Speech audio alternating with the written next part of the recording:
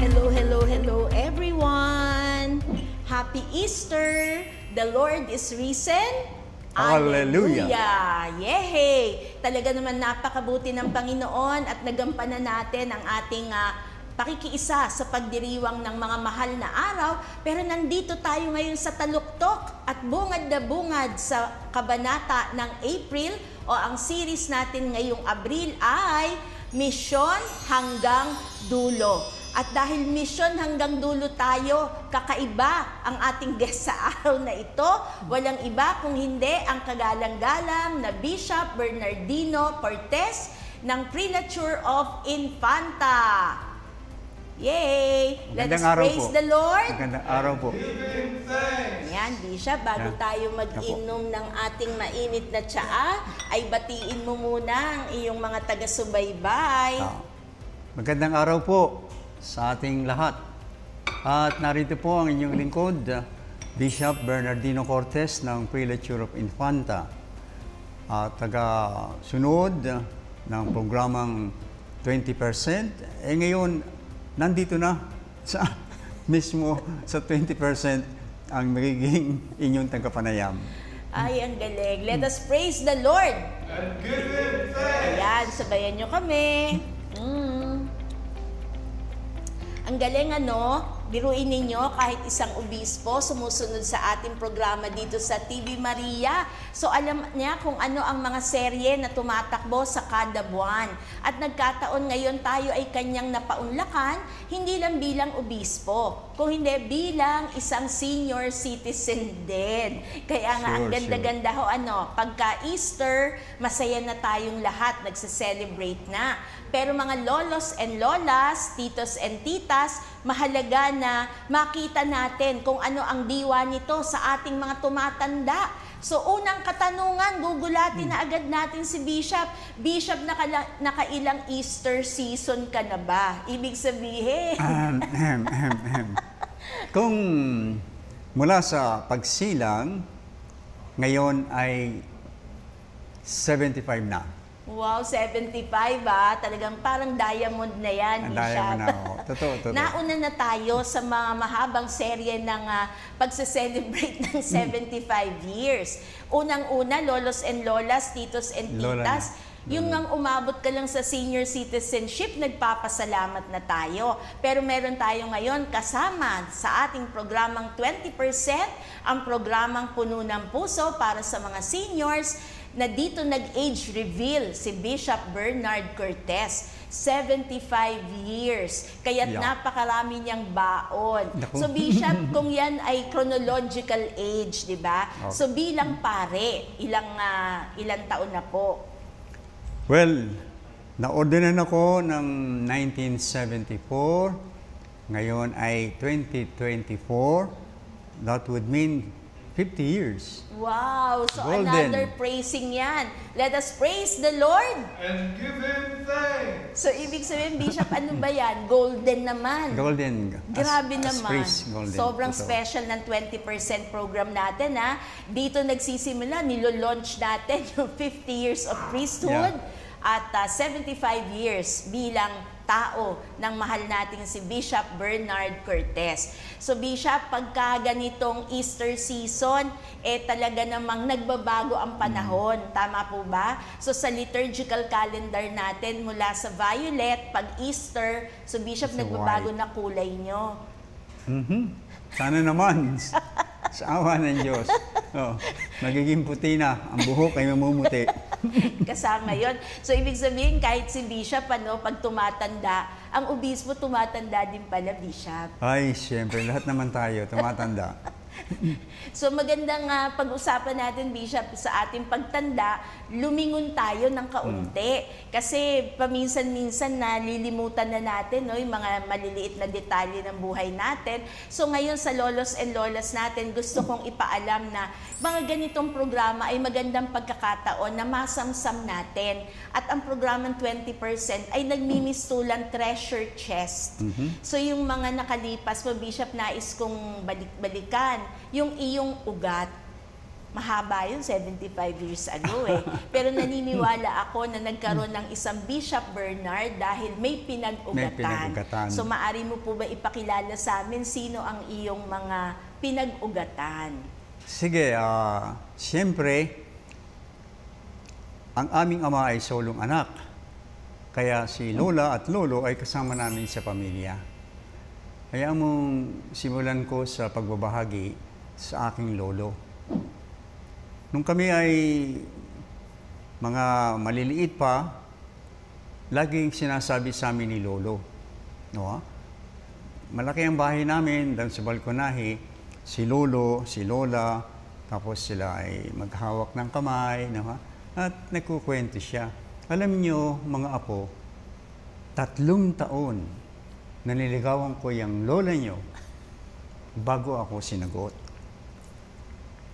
Nag-iigib, nagsisilbi, at kung ano-ano pa ang ginagawang paglilingkod sa kanilang pamilya. Ayan. Tumingin mo sa akin yung kwentong yan ni Lolo. Dahil 50 years na magkasawa na sila, very sweet pa. Magkahawak pa ng kamay. At dun sa, pangalan yun? Tumba-tumba. Ano? Ayan. At lagi kong ginagamit ito sa aking mga pagbabahagi. Yung bang ang bagay na mabuti ay paghihirapan. Kailangan ng hirap, kailangan ng tiyaga, kung talagang bagay na mabuti. At laging ginagamit itong ligawan ni Lola at Lolo. At ihahambing ko ngayon. Ngayon, magte-text ng isang kabataan. Halimbawa, sabihin natin, si Nessie, may text. Naka-text niya.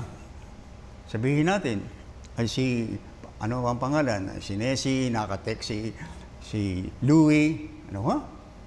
Magkakilala sila. Pagkatapos ng isang linggo, magte-text si Louie, magpupost na. Ganoon naman si Nessie. After 1 week, sumagot na. Sila na yun, di siya. Pagkatapos 1 week, nagtana na. And then, pagkatapos, wala pang isang buwan, hiwalay na. Bakit? Wala talagang pagmamalasakit. Walang kakilalanan. Kaya lagi kong sinasabi sa mga kabataang babae, kung maaari, pahirapan nyo ang mga nanliligaw sa inyo. Kasi doon nyo makikita ang katunayan. Alam na alam ko to sapagkat si Lolo at si Lola, no? Just imagine 50 years, very sweet pa.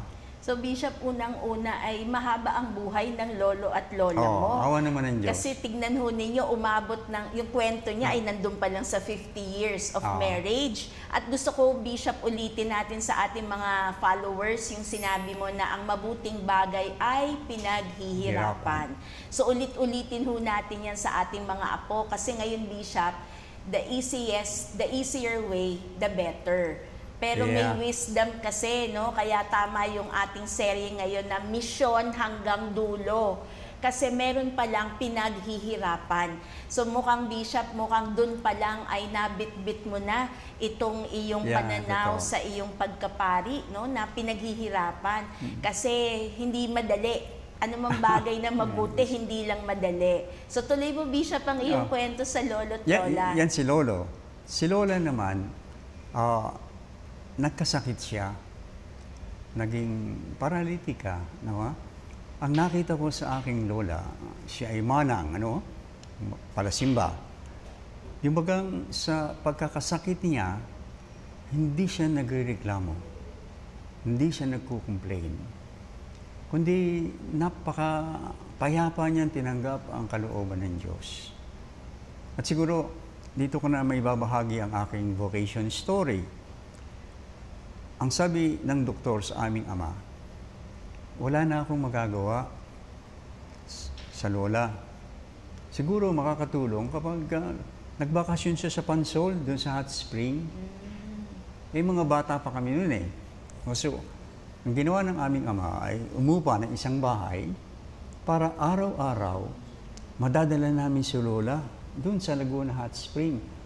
At doon, maliligo siya, ibababad siya, ngayon si Lola ay manang. Gusto niya lagi nagsisimba. Ay talagang, bagamat tanggap niya ang pangyayari, lungkot siya. At tandang-tanda ko, dumating ang pare. Doon sa Pansol, sa barangay yun ng Kalambay, piyesta. Parang katapusan ng Mayo yun eh. Mayo eh. So, nagbisa yung pare, dala siya, nagsimba siya. Kita ko yung kagalakan ni Lola. Galak na galak siya. At siya ay nakapagsimba, nakatanggap ng katawan ni Kristo. Tuwan-tuwa siya. Doon nasabi ko sa akin sarili, kung ako tatawagin ng Diyos na maging pare, dito ako maglilingkod sa ganitong mga lugar. Ayan. Meron palang pinagmulan. Oo, may Bishop, pinagmulan. ano? Kaya, kasi ang daming nagtataka.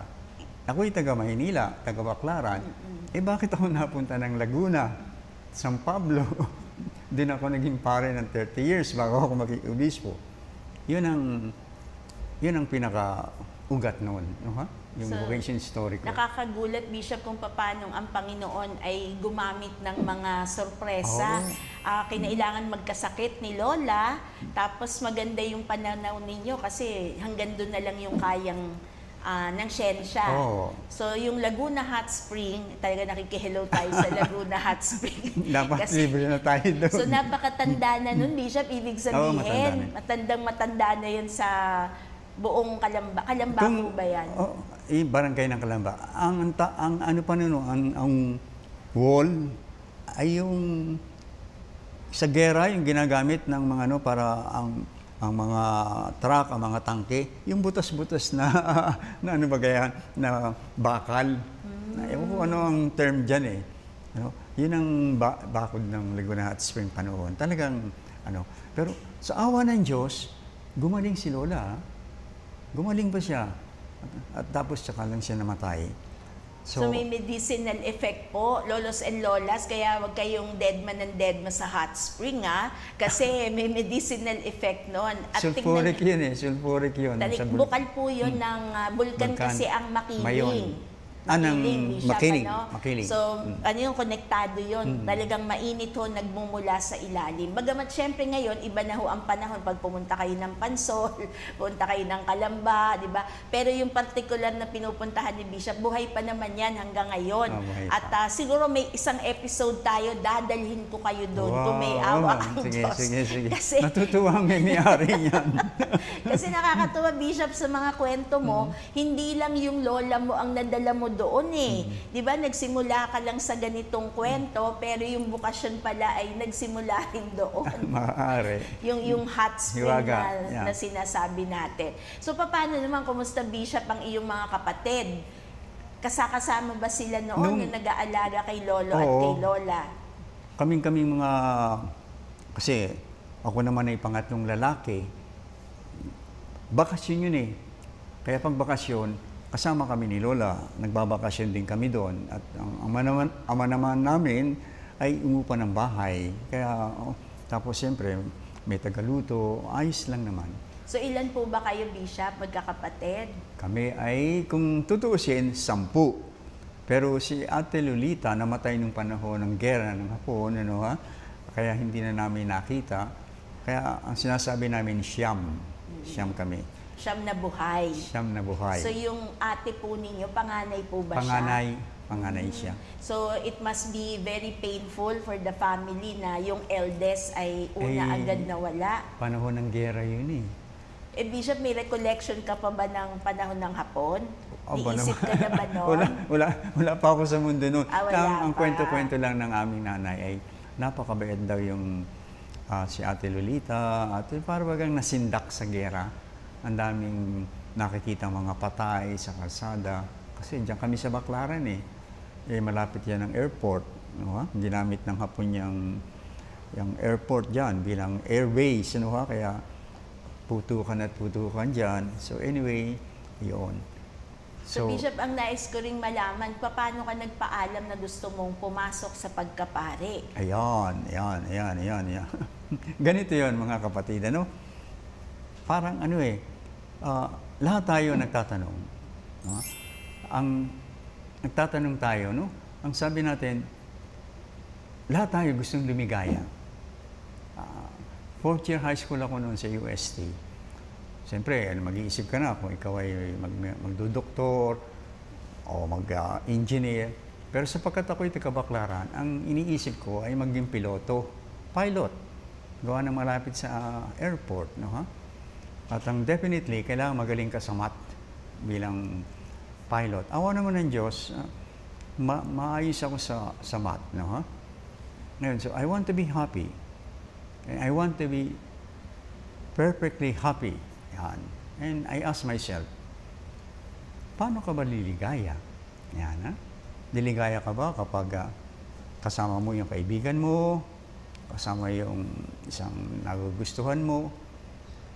Ang sagot ko, maligaya ako kapag magpapaligaya ako ang minamahal ko. Wow! Yan. Napaka-romantic naman ni romantic Bishop. talaga. And then, the question is, sino ba ang pinakamamahal mo? Siyempre, mahal mo ang magulang mo, mahal mo ang kapatid mo, mahal mo yung mga kaibigan mong chicks, mga babae. Pero, ewan ko, kung pumasok sa isip ko, pinakamamahal ko sa lahat ay ang Diyos. Panginoong Jesus. Paano ko siya mapapaligaya? And then, of course, yung biblical passage, come follow me.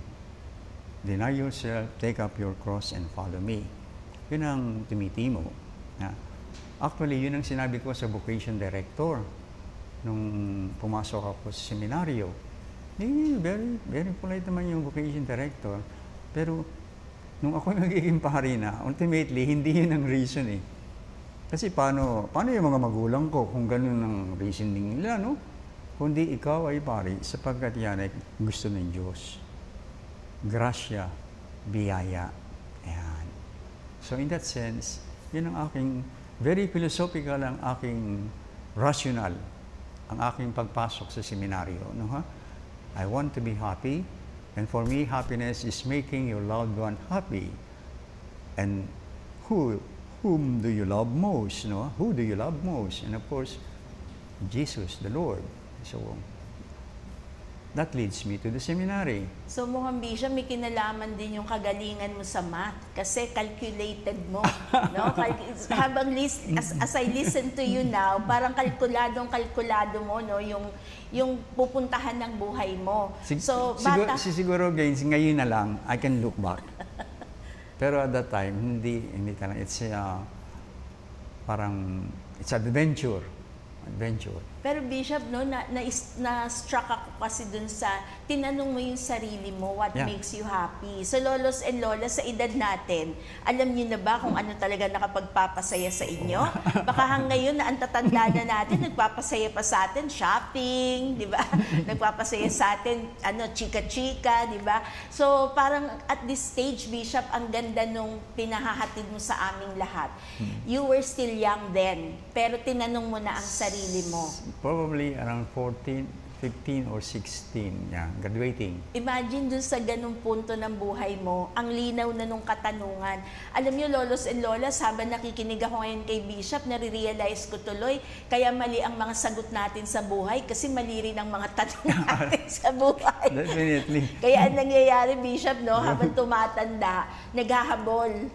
Pero may panahon pa, Bishop, di ba? Para ma-realize natin what is in store for all of us.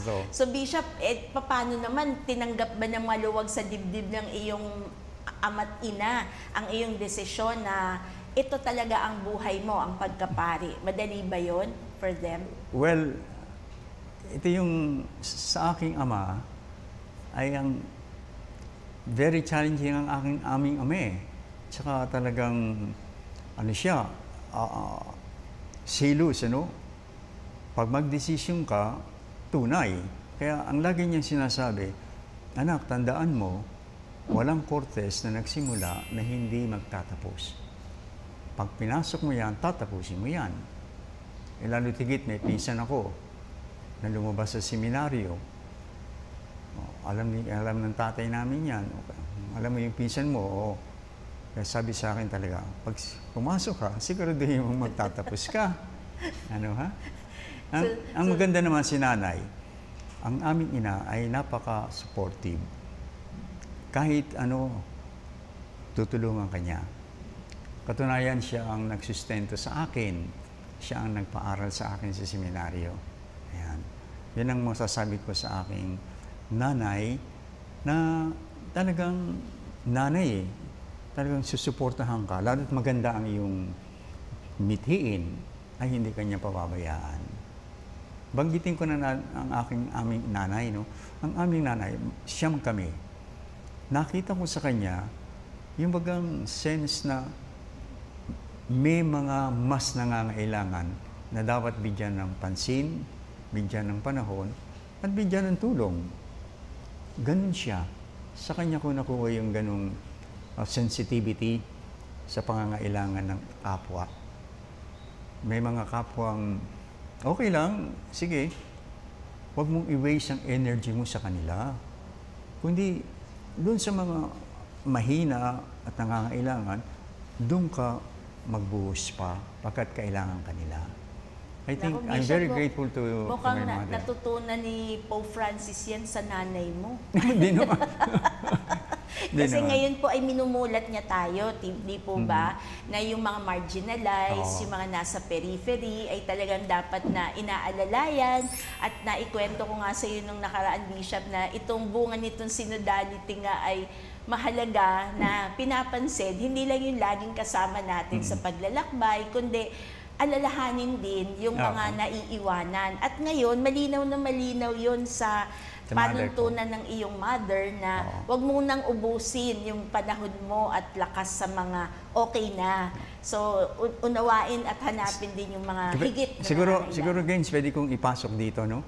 Yung, nung mamamatay ang aming mother, ang biling-bili niya sa amin, lalo sa kapatid ko, sa kuya ko, dito ako sa bahay ibuburol. Kasi kayang-kaya namin sa funeral parlor, Yes. sa Loyola, Mas kung saan. convenient po yun Oo, eh. mas convenient sa amin lahat. Pero nakiusap siya, paano na yung mga kakilala ko, mga tinutulungan ko, na gustong makita rin ako o makilamay sa atin. Kaya dito ako sa bahay. Huwag niyo akong ilalagay sa funeral house or what, no, ha? Na hindi sila makakapunta. Kasi ang aming nanay, sapagkat sa awa naman ng Diyos, maganda naman ang kabuhayan namin eh. Laging nagbibigay ng tulong sa mga nangangailangan. Bishop, pwede bang matanong kung ilang taon po ang tinagal niya sa mundo? Ang aking ina, ang aming mother ay umabot naman ng 86 years old. Okay, 86, lolos and lolas. 86 years Meron old. tayong aabutin. Let us praise the Lord. Give him thanks. Yung 86 na yun, malinaw ang isip. Kasi Malinaw ang isip. natututo kami ngayon, Bishop, sa mga sinasabi mo, lolos and lolas, titos and titas. Pangkaraniwan sa panahon natin, convenience is number one. Yung comfort natin, yung what is easy for us. Pero ngayon, it is so humbling to hear the words spoken by your mother na ang consideration ay paano yung mga kakilala, paano naman makakarating, paano sila makikiramay. Very inclusive. Bishop Pope Francis talaga, ang nanay mo, di mo sila nagkakilala. Ewan ko kung pwede kong i-pick up dito yung sinabi ng kapatid kong doktor, si Dr. Ching. Apo. Gawa ng aming father ay namatay sa dialysis, no?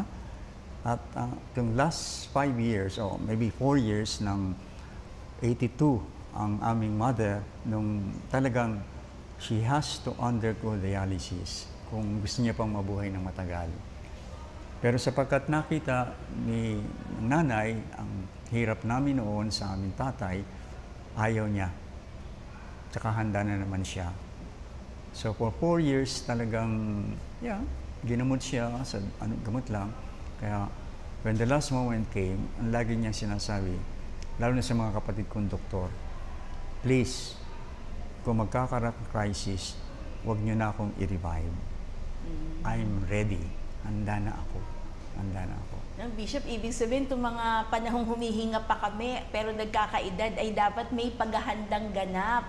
So, ang hirap yatang maghanda kasi parang gusto natin forever na lang sa lupa. Hindi, siguro makakatulong ang nanay namin, lalo't higit nung tumanda na siya, laging katabi niya Bible. Yan. At pag libreng oras, binabasa yung Biblia. Na, para bagang nakaano na siya. Yung na-prepared na siya. Nilikha tayo ng Diyos at sa Diyos babalik. Bakit hindi pa ako bumalik sa Diyos? At nagampanan ko na. Lahat ng mga anak ko ay titulado na. May mga pamilya na, may anak na akong pare. Ano pa ang gusto ko sa buhay? Ayan. O. Tapos, ang isa pang maganda, siguro ito, makakatulong.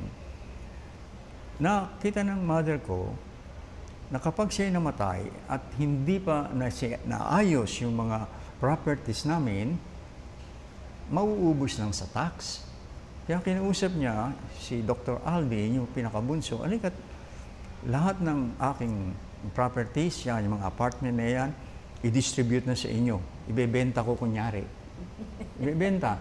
Para meron na silang papel. Pero habang ako'y buhay, lahat ng upa niyan, ako muna sa akin pa. Pag ako namatay, sa inyo na. Kaya nung namatay siya, Maayos walang lang hereditary tax. Bawat isa ay meron ng kanya-kanyang mana.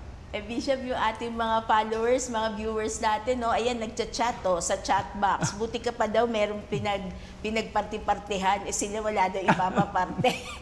Biro lang po. Pero maganda yung mga pananaw talaga ng iyong mother, Bishop, talaga. kasi inihanda May niya foresight. yung katawan niya, kaluluwa niya, pati yung mga maiiwanang mahal sa buhay ay areglado. So ano yun, learning process din for our viewers, Bishop, na kahit na-distribute na, alam na kung kanino yung pag-aaring yun. Pero habang buhay ho, Siya pa rin. lolos and lolas, maging matalino pa rin, maging wise, di ba? Tama yung Bishop, ano? Kasi nung habang siya pa'y buhay, siya pa magmamanage nun. The Oo. way she wants it, kung paano i-distribute yon. Totoo. Kasi pag lolos and lolas, pagka mga anak-anak na natin na may hawak ng ating kayamanan, minsan gusto nyo pang tumulong, hindi na tayo makatulong kasi sila na yung may last say. So mukhang maganda yung pananaw, no? Ito ay mga suggestions na pwede nating kopyahin sa ating pagtanda. Kung ano pa yung atin, buhay pa naman ho kayo. So malinaw pa isip ninyo, manage it the way you want it. Kasi unang-una, hindi lang yun sa pagpapasarap Tulad nung umpisang sinabi ni Bishop, may mga tao ka sa paligid mo na gustong tulungan. Pero pag hawak na ito ng mga engkargado natin, enkomendero, ikaw nahihingi. O, tignan mo yung mother ni Bishop. Alam pa niya kung paano niya gamitin ang kanyang pera. So, Totoo. Bishop, nakita ka ng mother mo at father mo na naging pare? Siyempre, no, ang aking ama, sandali yan, kasi ang tatay ay namatay ng 63. Pare ako. Pareho sila.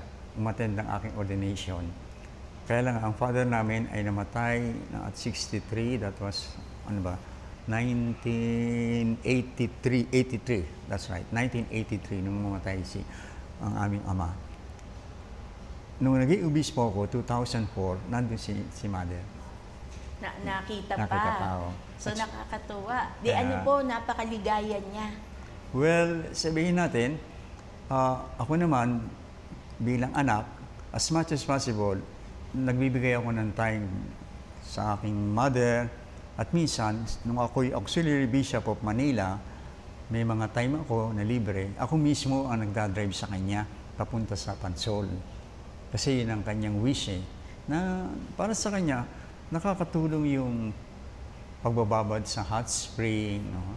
Kaya miski bishop ako noon, Auxiliary Bishop ng Manila, wala na masyadong gawain. At least, may mga time na libre ako mismo nagdadrive sa mother namin, papunta sa Laguna Hot Spring. Ayan. So Bishop, nakakataba naman ang puso kung kaming mga nanay na nakikinig at ang anak namin ay naging pari na, hindi lang basta pari, obispo pa, hindi lang basta obispo, auxiliary bishop pa ng Archdiocese of Manila, pero naghanap ng panahon na maalagaan din ang iyong ina. Sure, Sa sure. mga maikling panahon na lang, binigyan mo pa rin siya ng kaligayahan na masamahan dun sa Yeah, lugar totoo. kung saan siya masaya. So I wish, I'm sure wish ho yan ng ating mga viewers sa araw na ito na ang mga tao sa buhay nila maging katulad mo, Bishop. Kailangan mamultiply ka, Bishop, na hanggang pagtanda, wag lang kami ilagay sa isang sulok.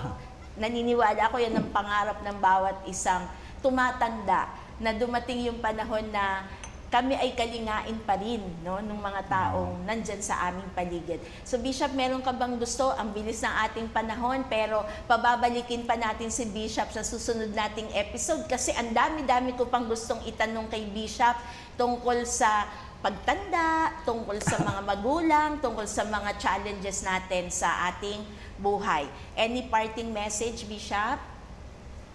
Ang masasabi ko lang, unang-una, lagi tayong magpapasalamat sa Diyos. Ako'y nagpapasalamat sa Diyos, umabot ng ganitong edad, ng ganitong mga pangyayari, na umasa naman tayo. Kapag nasa atin ang pasasalamat sa Diyos, nagiging makahulugan ang lahat ng pangyayari. Maging yung hindi masakit na tanggapin, pero sabi nga sa English, God can write straight with crooked lines. No? Kung may mga sakuna, kapalpakan, tandaan po natin, God is not the cause. God permits it, but to bring out greater good. Huwag po tayong magkakaroon ng ganyang pag-aalinlangan. Always believe. If there is something negative, God is not the cause. We are the cause. We cause it. But God has a way to bring out greater good. Yun po sana alalahan natin sa buhay. Ang Diyos ay may paraan para mas mabuti ang dumating sa ating buhay. Thank you, Bishop Cortez, for your comforting words. These are comforting words kasi hindi naman false hope ang binigay ni Bishop sa atin ngayon, no, sa kanyang parting message. Imagine, given crooked lines, pero kayang straighten ng ating Panginoon. At syempre, sa pagtatapos natin, aanyayahan din natin si Bishop na tayo ay i-lead sa panalangin, pero nais ko rin basahin ang salita ng Diyos, kung saan natin kinuha itong misyon hanggang dulo. Sinimulan lang natin sa nakalipas, pero ang challenge sa atin ay yung sa ating patutunguhan. Ito po ay hango sa Proverbs chapter 3, verses 1 to 4. My son, do not forget my teaching, but have your heart comply with my commandments. For length of days and years of life and peace they will add to you. Do not let kindness and truth leave you. Bind them around your neck, write them on the tablet of your heart, so you will find favor and a good reputation in the sight of God and man. Ganda po, no? Let us praise the Lord. And give Him thanks. So, Bishop, bago ka mag-closing prayer, bigyan mo naman kami ng background. Paano mo ba nalikha ang panalangin ito? Panalangin? Well, paano ka sasabihin diba sinulat mo yan, Bishop, ano? Sinulat ko yan. Ako noon ay nandito na sa Lay Force, actually. Ang okasyon ay 25th anniversary ng Lay Force, no? At parang nagmithi ang Lay Force na some sort of a family prayer. No? At tinignan ko ang aking sarili at ito ang aking gustong i-share, ibahagi. Ito'y family prayer na tumahimik muna tayo sandali at ilagay natin ang ating sarili sa presensya ng Panginoon.